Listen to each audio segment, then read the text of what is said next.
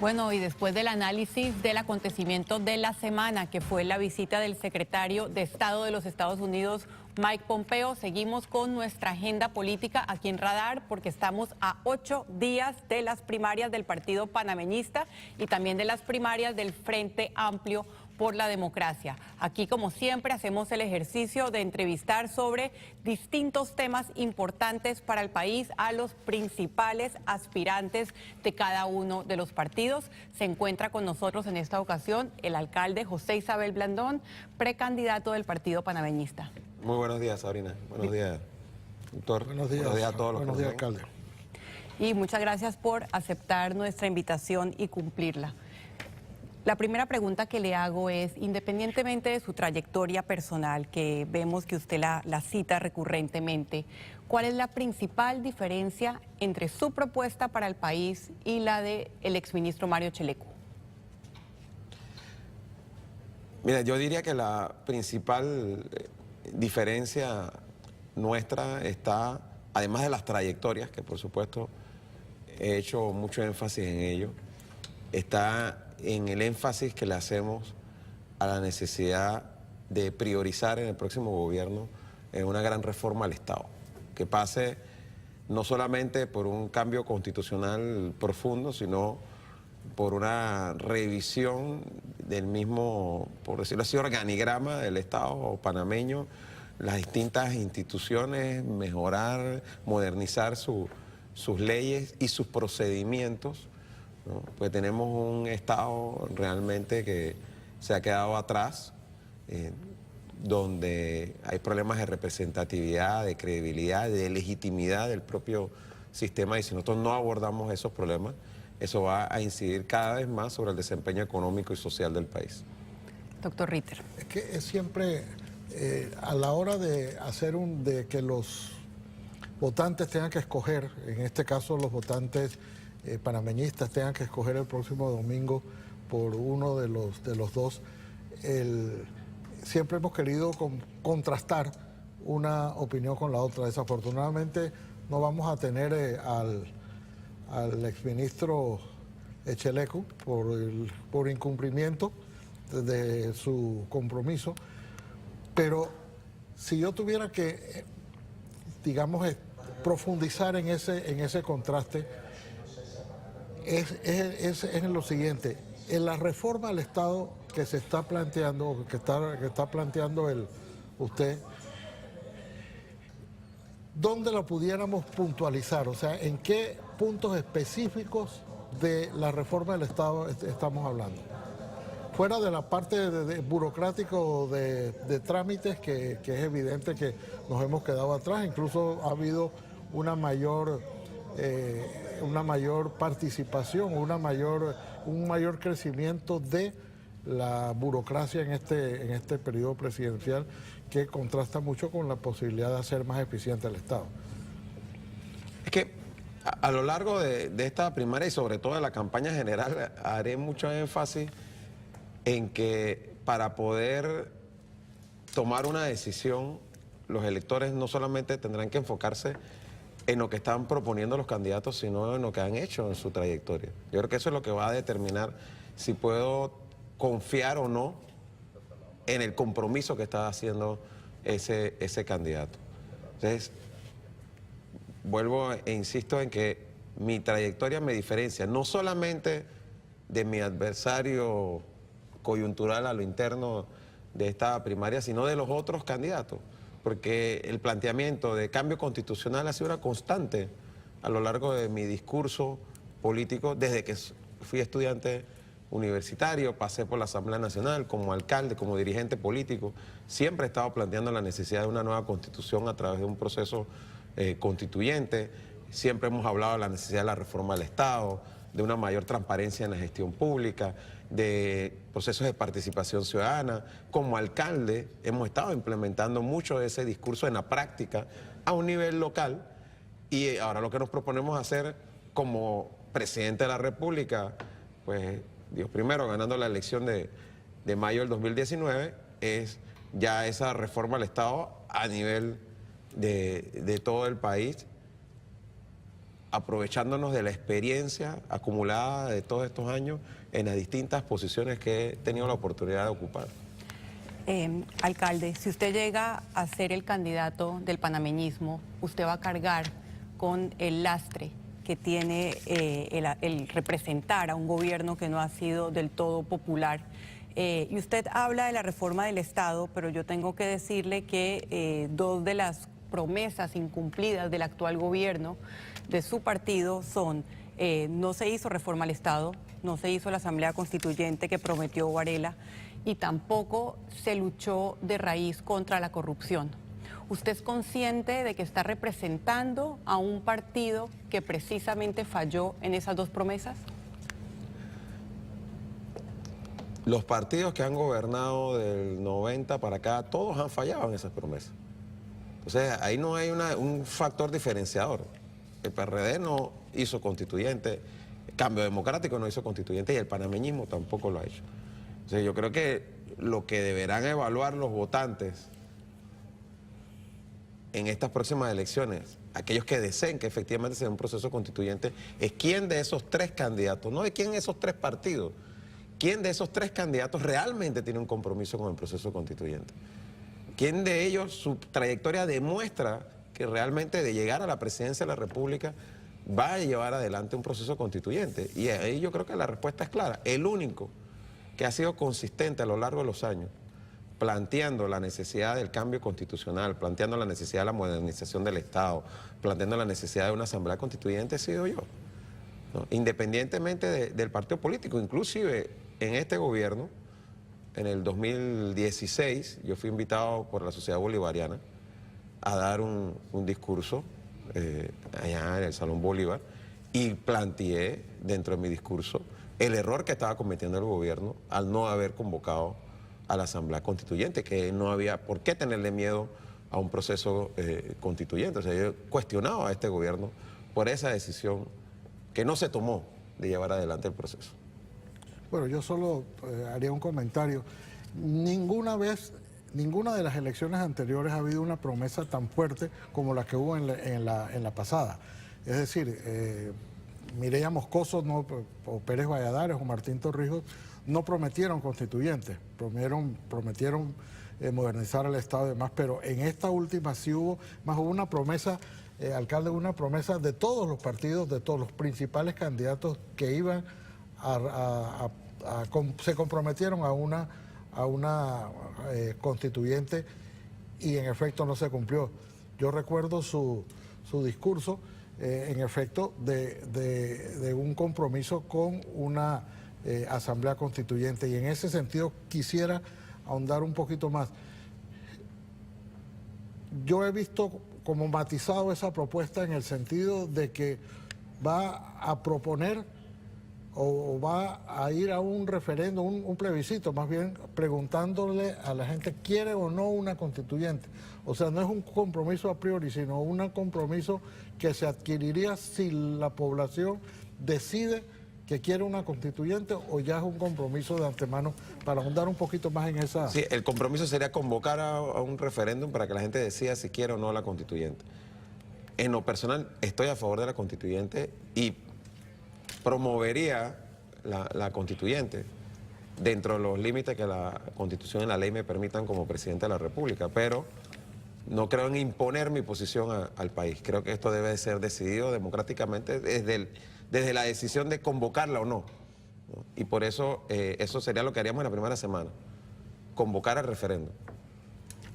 Creo que la promesa con la reforma del Estado está clara. Lo que no me queda muy claro es la promesa o su compromiso con atacar la corrupción de raíz.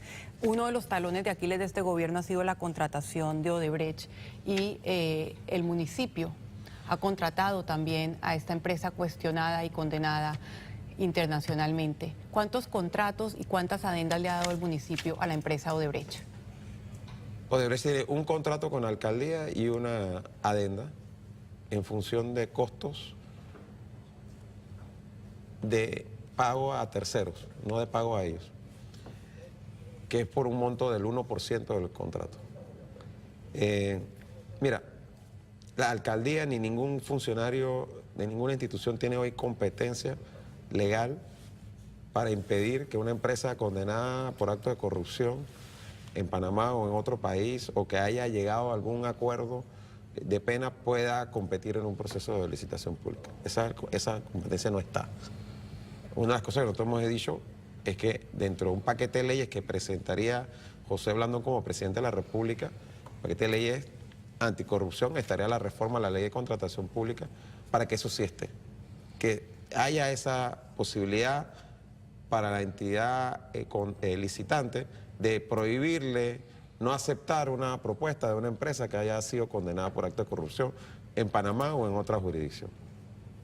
Doctor Ritter. No, bueno, celebro que eso sea una decisión, porque en realidad eso es una lucha que hemos tenido, creo que a lo largo de los 5 años de este mandato presidencial, en el sentido de que la reforma legal para impedir que estas empresas contraten.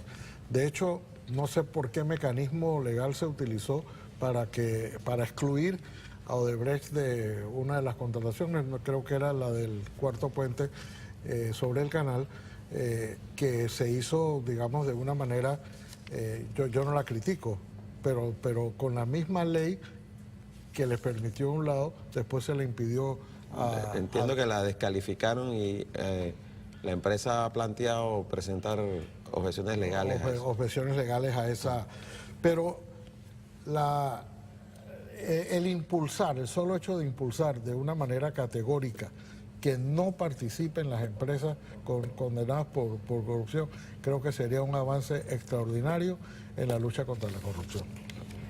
Le hago una pregunta muy puntual. Independientemente del marco legal, que es siempre la justificación que se da, y yo lo comprendo, porque un funcionario solamente puede hacer lo que la ley le permite, ¿usted considera que es ético seguir contratando con una empresa como Odebrecht? Y no solamente Odebrecht, hay varias de las empresas del caso Blue Apple que están contratando hoy en día con el Estado. ¿Cuál es su posición ética al respecto?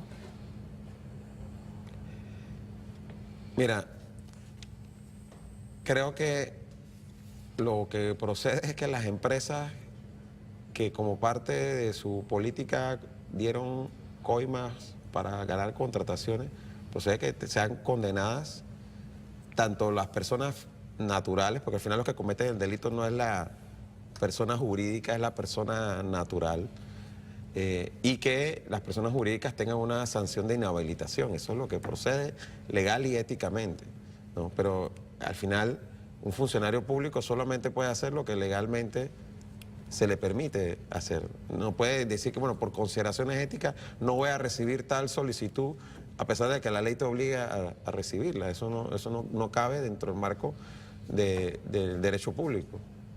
Sí, le hacía la pregunta para conocerlo usted como persona. Y eso incluye, por ejemplo, los conflictos de intereses que tampoco están regulados. Así. Bueno, precisamente dentro del paquete de leyes anticorrupción que me he propuesto presentar estaría un proyecto de ley para regular los conflictos de intereses, que no es más que una iniciativa que presenté siendo diputado y que al día de hoy todavía no ha sido aprobada ni convertida en ley de la República, y que creo que es necesaria, porque aquí el concepto de conflicto de intereses es casi que totalmente desconocido para los funcionarios públicos panameños, y debe ser algo que debe estar estrictamente regulado. Cambio de tema, alcalde. Por 26 meses su partido fue aliado del partido Cambio Democrático, y por 3 años en este gobierno fue aliado del PRD y de algunos diputados también del partido Cambio Democrático. Yo quiero respuestas concretas a la posibilidad de alianzas con los partidos grandes. ¿Qué posibilidad de alianza hay con el partido Cambio Democrático si llega usted a ser el abanderado del panameñismo? Mira, personalmente lo veo difícil, tanto con el PRD como con el Cambio Democrático. Descartaría del todo con el PRD en estos momentos. Con Cambio Democrático no me atrevería a descartarlo del todo, pero lo veo muy difícil. La descarta con el PRD, pero no la descarta con Cambio Democrático. Sí, pero no la veo virtualmente imposible realmente, ¿no? Pero para no decir que, pero yo lo veo virtualmente imposible. Yo no veo un escenario en el que el partido panameñista decline una candidatura para apoyar un candidato de Cambio Democrático, ni al revés, ¿no? menos con algunas figuras que están como candidatos en el caso de Cambio Democrático, ¿no? Entonces, por otro lado, sí veo posibles alianzas con partidos más pequeños, como el caso del Partido Popular, que nosotros aspiraríamos como Partido Panameñista a mantener la alianza con el Partido Popular, y luego lo que pudiera ocurrir en futuras conversaciones con el Partido Alianza y con el Partido Molirena, ¿no? Que son dos partidos donde sí vemos mucho más factible que podamos llegar a acuerdos. Parece que el Partido Popular, doctor Ritter, todos quieren bailar con él en esta vuelta. Es bien popular. Sí, porque está también lo lógico, ellos son los aliados de nosotros ahora mismo, nosotros esperaríamos que eso siga así. Bueno, la pregunta que es imperativa es ¿por qué esa respuesta tan contundente con el PRD y no una respuesta tan contundente con Cambio Democrático, que ha sido realmente el partido protagonista de los mayores escándalos de corrupción que ha existido en la historia de la República? Bueno, mira, dos cosas. Primero, en el caso del PRD, principalmente porque yo no veo de nuevo un escenario en que el candidato panameñista,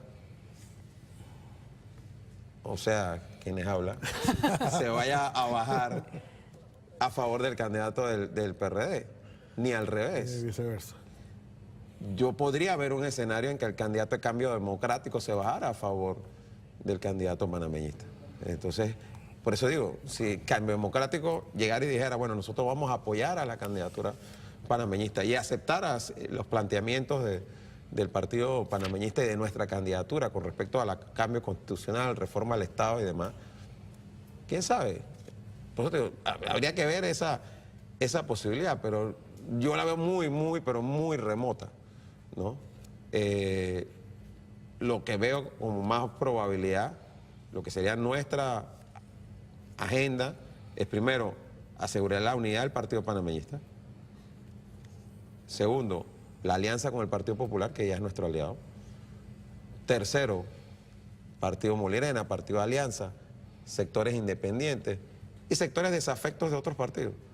Porque hay gente que no va a respaldar la candidatura de Cambio Democrático y hay gente que no va a respaldar la candidatura del PRD, que son miembros de esos partidos y que bien podrían sumarse a la candidatura nuestra. Ya que hablamos de política, le hago una pregunta, porque aquí en Noticias AM usted hizo un análisis político cuando Castalia le preguntaba qué posibilidades tiene un oficialista de reelegirse en un escenario en Panamá donde nunca un partido ha repetido, y usted hablaba de la dispersión del voto. Usted decía que esta va a ser una elección muy distinta a todas las demás porque van a haber por ley 3 aspirantes por la libre postulación. ¿Qué piensa usted de que se limite ese número a 3 y de que hayan personas que para muchos son allegados al partido panameñista, que le estén quitando la posibilidad a verdaderos independientes de participar? Y le hago la pregunta a usted porque en análisis político al que más le podría beneficiar la dispersión del voto es a alguien como usted. Sí, mira, realmente no creo que ni Dimitri, ni Ana Matilde, ni Lombana y Marco Melo, definitivamente que él no está como parte de una estrategia del partido panameñista participando como independiente. Yo creo que es inconstitucional la decisión del Tribunal Electoral de limitarlo a 3. Y si la Corte Suprema de Justicia va a fallar en derecho, debe fallar en el sentido de que se puedan postular todos aquellos que recojan el mínimo de firmas que el Tribunal Electoral define.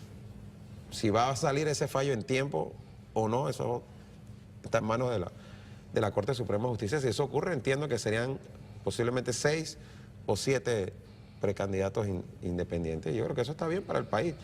Eso hemos dicho muchas veces antes, que así como el monopolio es malo en la economía, el monopolio también es malo en la política. El monopolio de la política no puede estar en los partidos políticos. Tiene que haber la posibilidad de que los partidos tengan competencia para que se vayan renovando y ajustando a las nuevas realidades.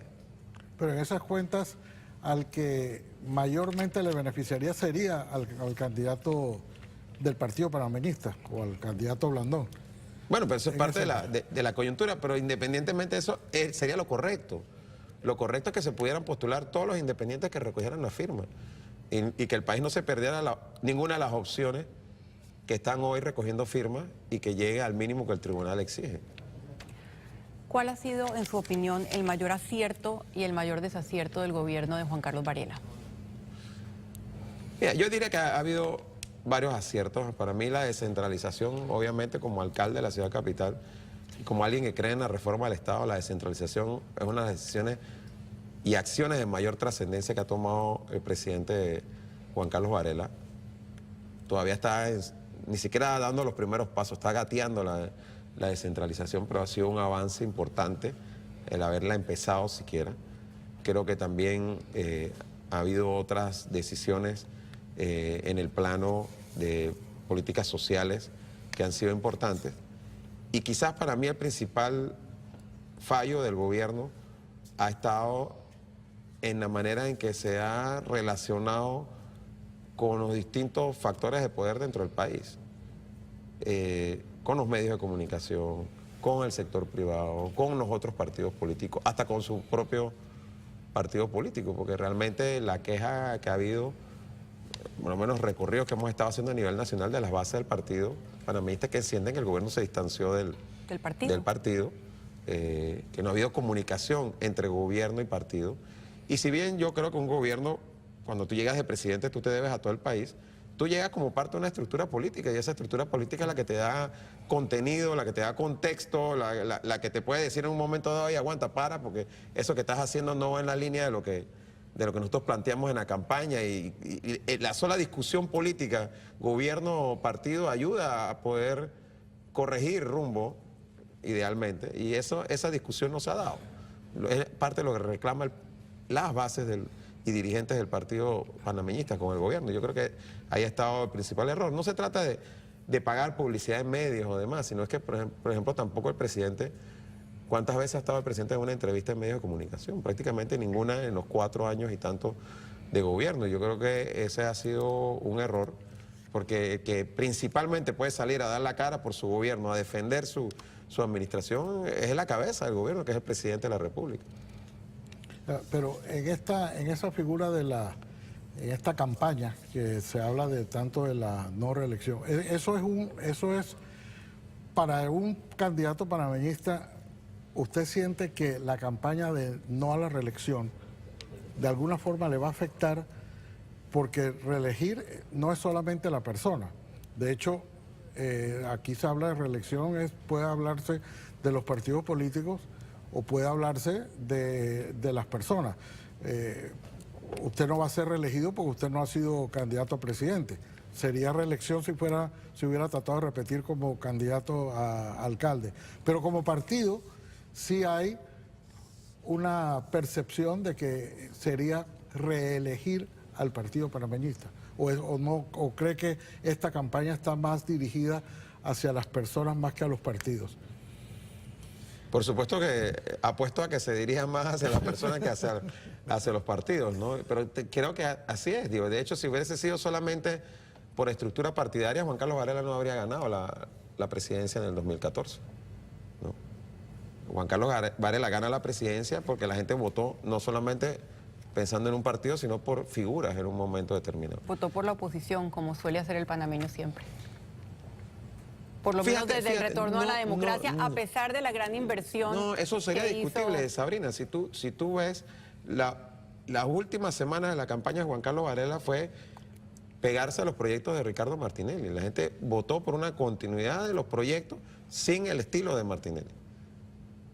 Que no es lo mismo que votar a oposición. Interesante interpretación. Ya sabemos por qué está corriendo para presidente. Sí, porque realmente la gente en ese momento, si tú recuerdas las últimas cuñas del gobierno de la campaña de Juan Carlos Varela, fueron imágenes de Juan Carlos en los metros y los demás, inclusive con Martinelli, ¿no? Entonces, ahí hay un tema donde sí había una situación en que la gente quería que continuaran los proyectos, pero no quería el estilo de Ricardo Martínez. No es que estoy diciendo que es el mismo escenario hoy en día. Hoy en día hay que reconocerlo como panameñistas. Si queremos ganar esta elección, tenemos que hacer un diagnóstico adecuado de la realidad política. El gobierno tiene un desgaste mucho mayor del que tenía el gobierno de Martinelli al momento de su salida. La situación económica no es la misma hoy de hace 5 años atrás. Entonces, ahora, por supuesto, los escándalos de corrupción, el tema de abuso de poder era mucho mayor hace 5 años que lo que puede haber hoy en día, pero todos son factores que hacen que esta elección va a ser distinta. O sea, quieres compararla a elecciones anteriores, yo creo que es una equivocación. Interesante. Tengo 2 preguntas que le hacemos a todos los precandidatos. También incluí una sobre China. Escuchamos aquí en TVN Noticias al secretario de Estado norteamericano Mike Pompeo hablando de la necesidad de abrir los ojos en lo que tiene que ver con la inversión china, muchas veces ligada al Partido Comunista de inversión estatal, y ir con cautela. ¿Cuál es su visión de la forma en que se están manejando las relaciones y las inversiones de China en Panamá? Yo estoy, primero, totalmente de acuerdo con la decisión de establecer relaciones diplomáticas con China Popular. Creo que eso era algo que debió haberse hecho hace muchísimos años atrás. Y fue una decisión valiente por parte del presidente Varela.